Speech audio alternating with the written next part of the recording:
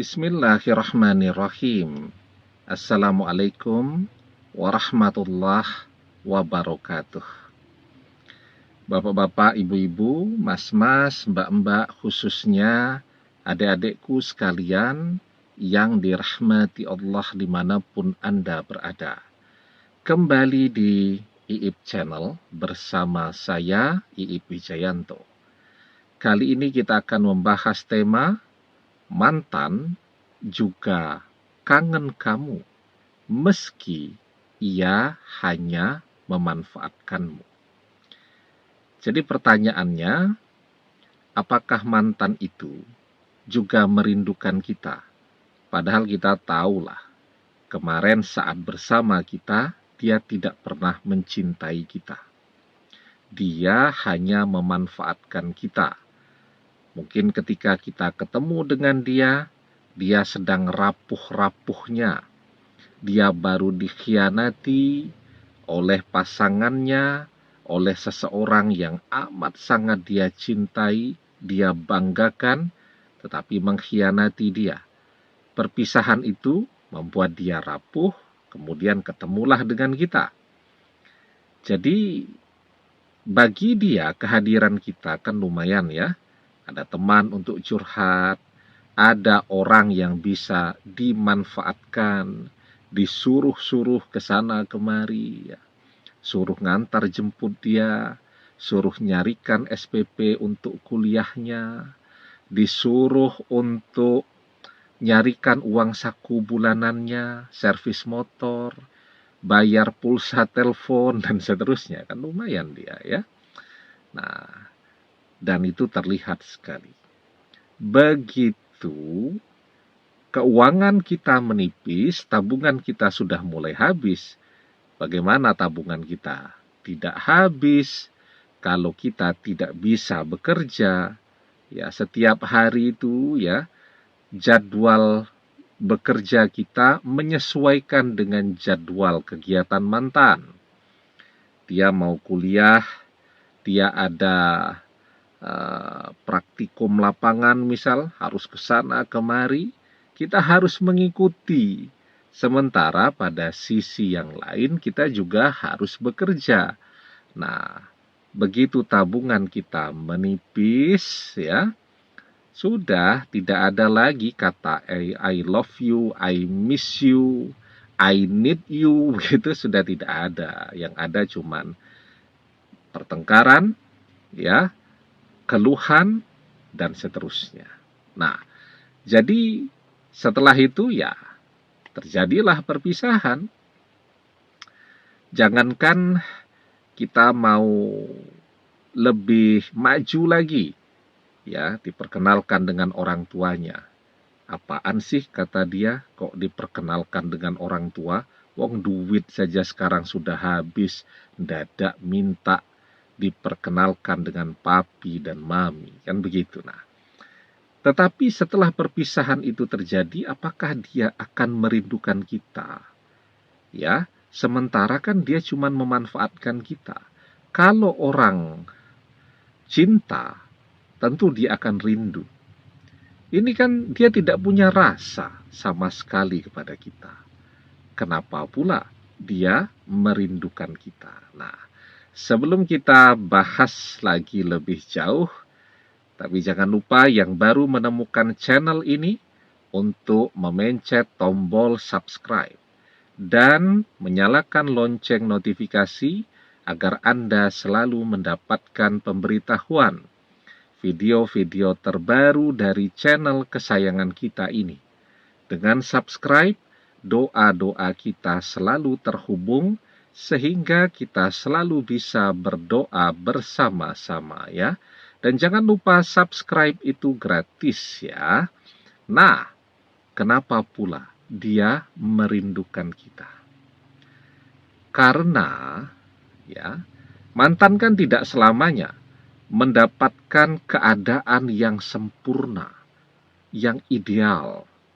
Dia bersama pasangan barunya juga akan merasa dikecewakan, merasa dikhianati, merasa tidak dihargai, dan seterusnya.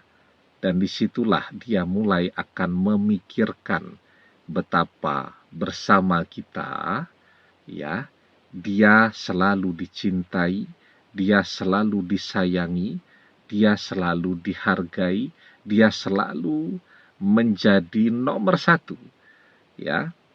Apapun yang kita kerjakan, pokoknya mantan nomor satu. Bahkan misal keluarga kita nih, orang tua, ya, minta diantar ke pasar. Nanti ya Bu ya, kita mau ngantar mantan ini dulu pada saat itu. Dia selalu menjadi seseorang yang paling istimewa.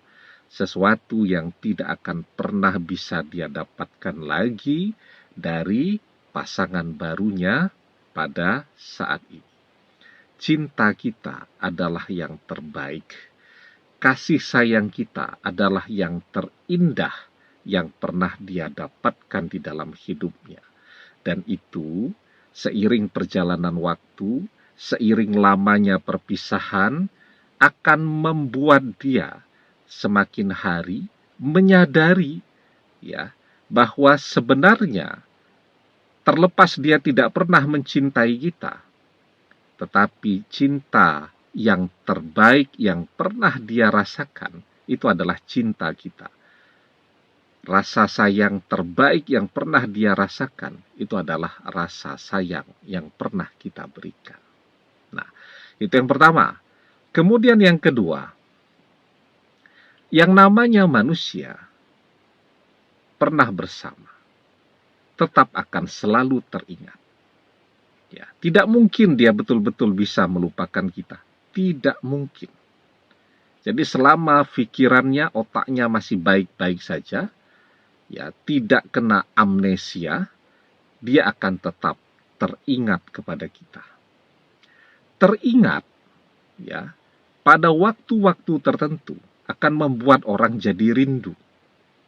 Kita teringat dengan makanan yang pernah kita makan saat kita masih kecil. Itu bukan makanan yang spesial, itu bukan makanan yang istimewa, bukan. Biasa saja. Ya. Tapi ketika kita melihat di televisi, makanan itu, ya, diberitakan atau ditampilkan, muncul rasa kangen kita kepada makanan itu tadi. Ya. Jadi orang yang pernah mengenal sesuatu, dia akan selalu teringat. Ya. Dan ketika ada sesuatu yang mengingatkannya pada hal tersebut, rasa kangennya akan muncul. Itu yang kedua. Dan yang ketiga yang paling penting, ya, apa yang akan memperbesar rasa rindu di dalam hatinya kepada kita? Karena kita tidak bisa melupakannya. Kita masih merindukannya. Kita selalu membayangkannya. Kita bahkan kangen dia sampai menangis, sampai berbesmili.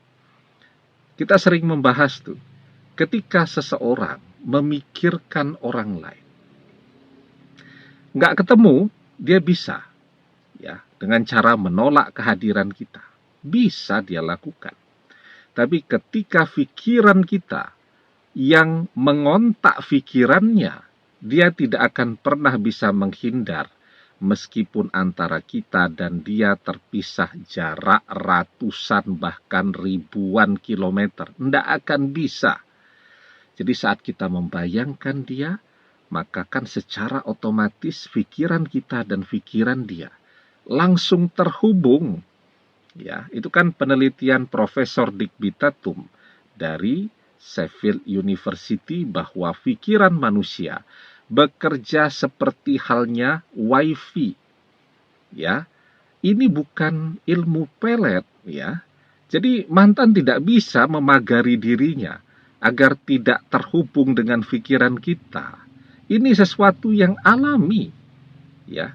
Kita memikirkan mantan, maka otomatis pikiran kita dan mantan terhubung. Kalau ilmu pelet itu, dia bisa memagari dirinya agar pengaruh dari ilmu pelet itu tidak kena kepada dia. Bisa. Tapi kalau kekuatan pikiran manusia yang alami, yang murni, tidak akan bisa. Mau dipagari seperti apapun saat kita memikirkan dia, dia otomatis akan juga memikirkan kita. Saat kita merindukan dia, otomatis rasa rindu itu juga akan diterima oleh pikirannya.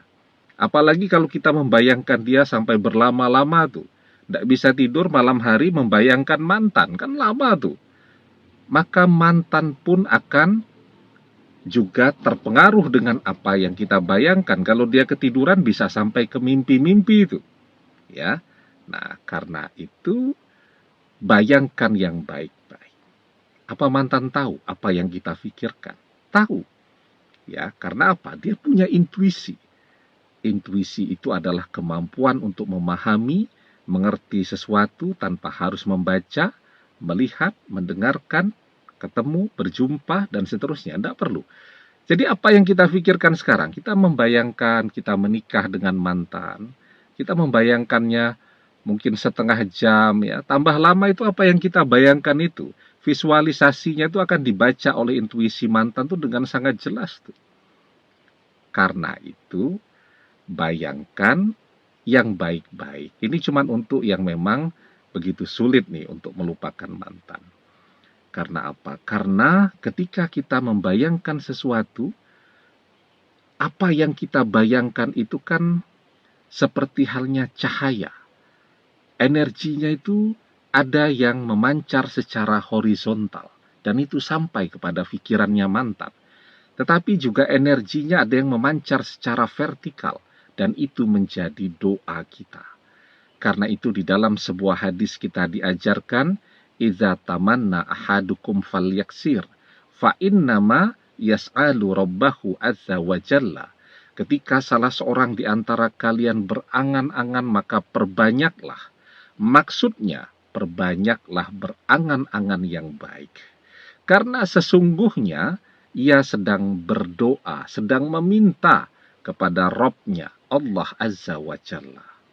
Apa yang kita pikirkan, itu menjadi doa, energinya yang horizontal, itu akan sampai kepada orang yang kita pikirkan, yang membuat pikiran kita dan dia langsung terhubung dan memberikan pengaruh kepada dia. Demikian, semoga bermanfaat. Wallahu a'lam bissawab, billahi taufiq wal hidayah. Assalamualaikum warahmatullahi wabarakatuh.